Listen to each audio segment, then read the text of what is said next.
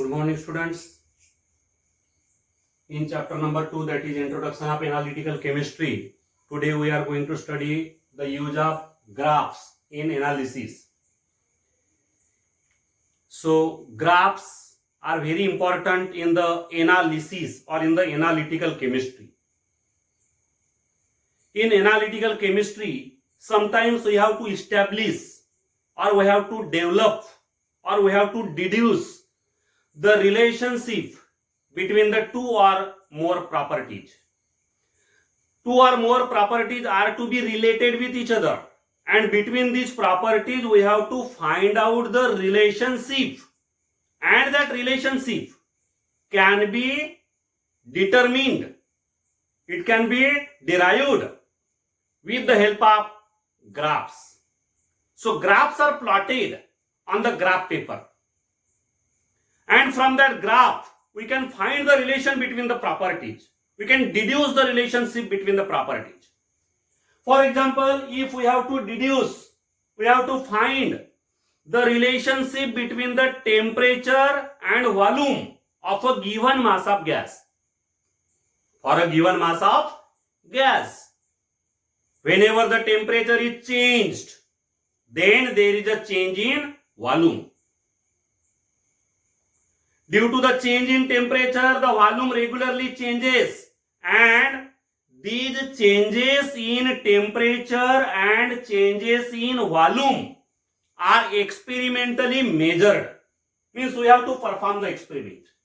Experiment is to be performed, serial number, then here temperature of gas, and then volume of given mass of gas.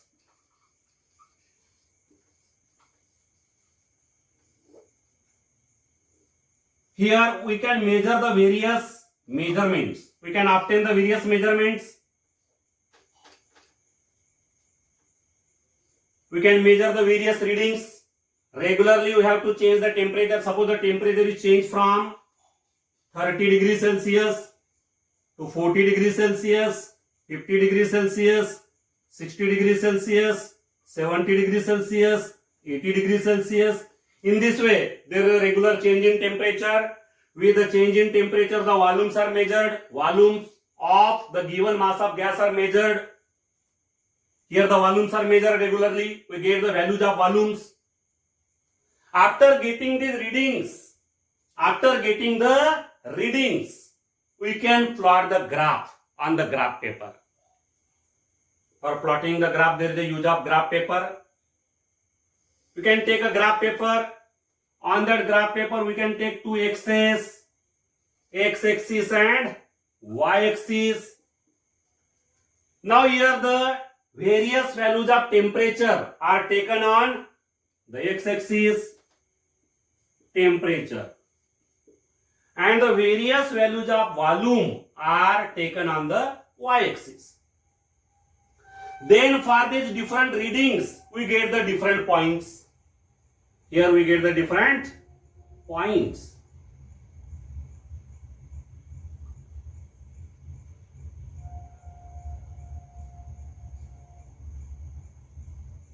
Such type of points are obtained. These are the various points which are obtained here.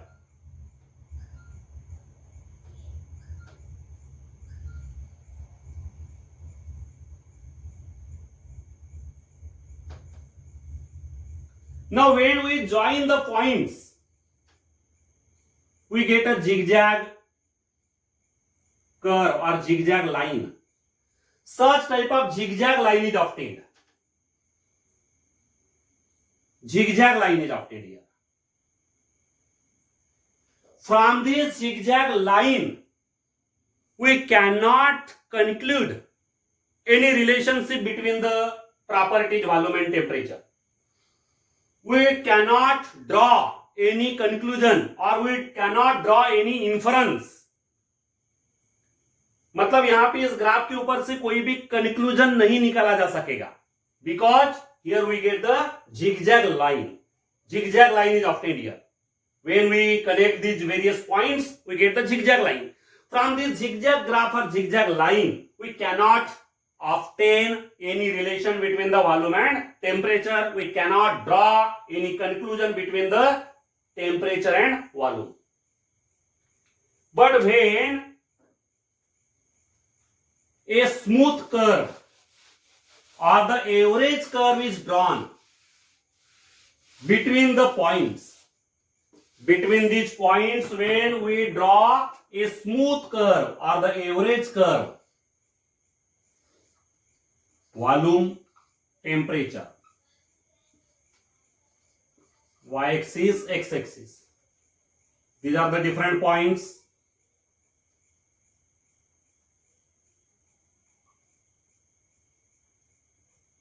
Now between these points, when we draw a smooth line or smooth curve in this way, then from this smooth curve we can draw the conclusion, we can obtain the conclusion, or we obtain the relation between the volume and temperature. From this smooth or average, this is the average curve, or it is also known as the smooth curve. We can obtain the relation between the volume and temperature. We can draw the conclusion between the volume and temperature. From this smooth or average curve, we can conclude that the volume of a given mass of gas is directly proportional to temperature. Volume is directly proportional to temperature means as the temperature increases, the volume of the given mass of gas also increases. This is the conclusion from this graph. We can draw the conclusion from this graph. But whenever we draw the average curve or the smooth curve, when we draw the average curve or the smooth curve in between these points, these are the various points. In between these points, when we draw this smooth curve, the care should be taken that these different points should be evenly distributed between or among this smooth line.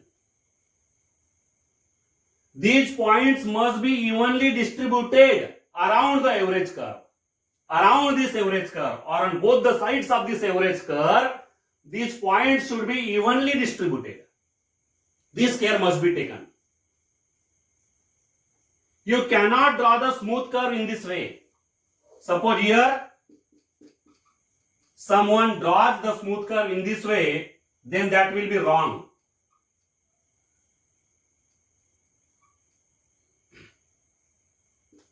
Someone draws the smooth curve in this way, that will be totally wrong.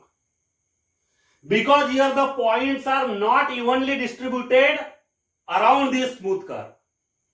These points are not evenly distributed among the smooth curve or around the smooth curve. Only single point is there below the line and remaining points are above the line. Means these points are not distributed evenly around this smooth curve or smooth line. So here the care must be taken that whenever someone draws a smooth or average curve, these points should be evenly distributed around this average curve or smooth curve. Then we can obtain the conclusion. We can draw the conclusion between these physical properties. Here we have drawn the conclusion between the volume and temperature.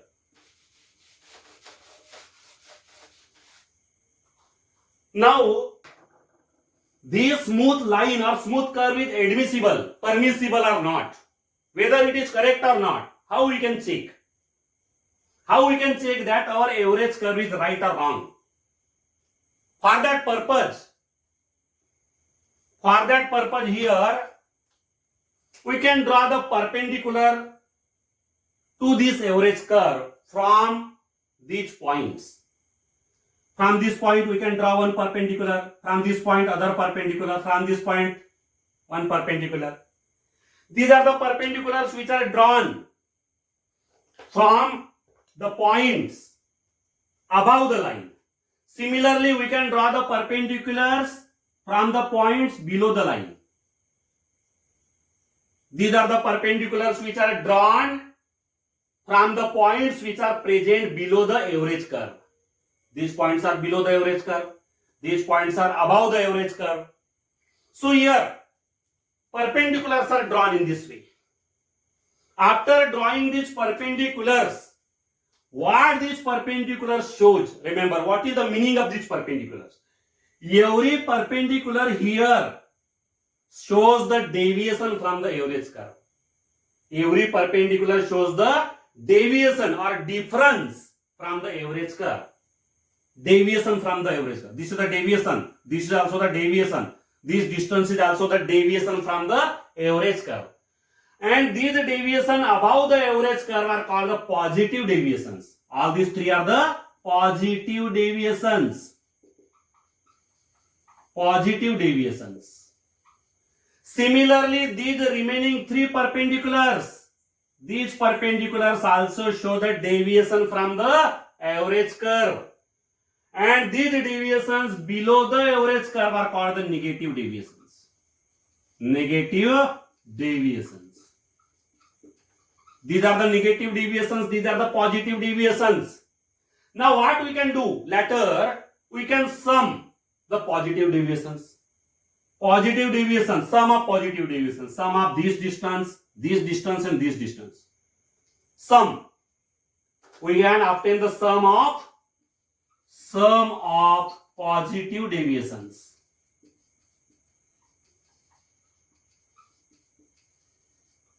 Similarly, we can obtain the sum of the negative deviations. That is the distance between the average line and this point. This distance. The sum of these three is known as the sum of negative deviations. So in this way, we can obtain the sum of positive deviations and the sum of negative deviations. These 3 points show the negative deviations. These 3 points show the positive deviations. The sum of positive deviations and negative deviations are calculated. And if both of these deviations are found to be equal, sum of positive deviations is equal to the sum of negative deviations, then our average curve or our smooth curve is correct. It is acceptable. It is permissible. It is permissible. It is correct. So, in this way we can check whether our average curve or the smooth curve is correct or it is wrong. Whether it is right or wrong, it is permissible or not, it can be checked by this method. Here, first of all, you have to find the positive deviations, negative deviations, then find the sum of positive deviations, sum of negative deviations, and if the sum of the positive deviations is equal to the sum of the negative deviations, then your smooth curve or the average curve is absolutely correct. It is absolutely right. And from this average curve, you can draw the conclusion. And what is the conclusion from this average curve? Here you can see that as the temperature rises, the volume of the gas also rises, means the volume of the given mass of gas is directly proportional to the temperature. So this is the relationship between the volume and temperature. In analytical chemistry, there are various curves. Various types of curves are possible there. And these curves gives the relationship between the various properties. This is one example. This curve gives the relationship between volume and temperature. Similar relations are possible by drawing the number of curves. We can obtain the number of graphs. And from this number of graphs, we can deduce the relationship between the various physical properties. So this is the application of or use of graphs in the analysis or analytical chemistry.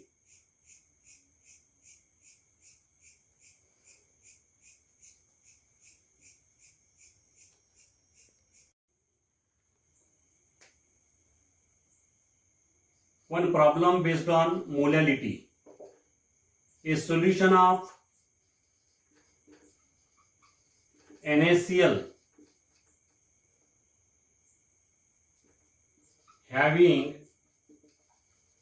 a concentration of 3 molar and density of 1.25 gram per ml. Calculate the molality of NaCl solution. Here we have to find out the molality solution. Molarity is given. Molarity capital M is 3 molar. Density of solution is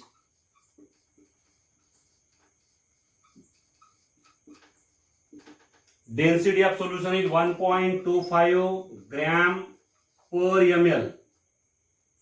So here we have to find out the molarity. Molality. Now as the solution is 3 molar, it means 3 moles of NaCl are dissolved in 1 liter solution. Since the solution is 3 molar, 3 moles of NaCl are dissolved in 1 liter solution. 1 liter solution will contain 3 moles of NaCl. Therefore, mass of NaCl will be equal to 3 moles into its molar mass. Molar mass of NaCl. So 3 moles into 58.5 gram per mole. So mass of NaCl which is taken in 1 liter solution is 175.5 gram. Mole and per mole will get cancelled. This is the mass of NaCl. Now here, this is the mass of NaCl or mass of solute. Now from the volume of solution is 1 liter, that is 1000 ml. Mass of solution can be calculated. Mass of solution equal to volume into density. Volume of solution into density. Now volume of solution is 1 liter, that is 1000 ml, and the density of the solution is 1.25 gram per ml. Ml and per ml get cancelled, and therefore the mass of solution will become 1250 grams. This is the mass of solution. We get the mass of solute, that is NaCl, and mass of solution. Therefore, from these two values we can find the mass of water, that is the solvent. Therefore, mass of solvent, means here water is the solvent, equal to mass of solution minus mass of NaCl, that is solute. So mass of solution is 1250 grams minus mass of NaCl is 175.5 grams. The difference is 1074.5 grams. This is the mass of solvent in grams, which is equal to 1.0745 kg. This is the mass of solvent in kg. Now we know the formula for molality. Now molality equal to number of moles of solute upon mass of solvent in kg. The number of moles of solute are 3 moles. Already we know. Upon mass of solvent in kg is 1.0745 kg. When we solve it, we get the molality of solution. This molality will be 2.79 molal. That is 2.79 mole per kg. This is the answer. 2.79 molal. So from molarity, which is 3 molar, we have determined here the molality. Molarity is converted into molality. So in this way we can solve the problems which are based on molarity and molality. Thank you.